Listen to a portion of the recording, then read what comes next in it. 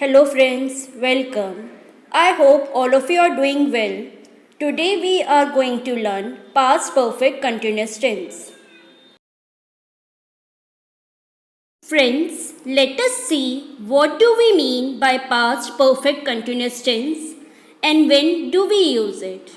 Past perfect continuous tense is used to express the continuity of an action at a given point in the past.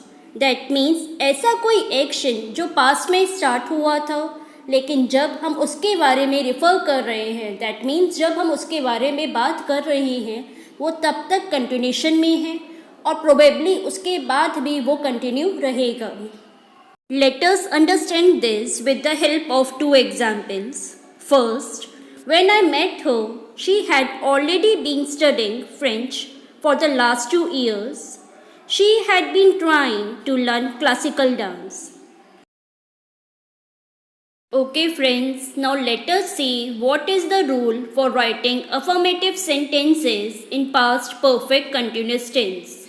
The rule is subject plus had plus been plus first form of the verb plus ing plus object. For example, Rahul had been playing for a long time.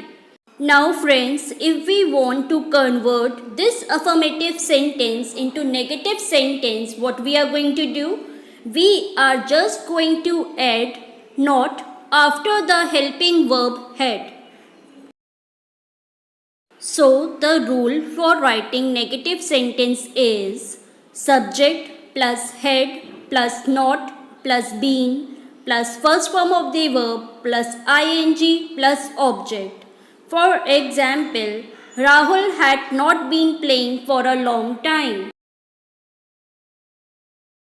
The rule for writing interrogative sentences in past perfect continuous tense is had plus subject plus been plus first form of the verb plus ing plus object. For example, had Rahul been playing for a long time? Friends, now it is the time to apply the rules that we have learned in the following questions.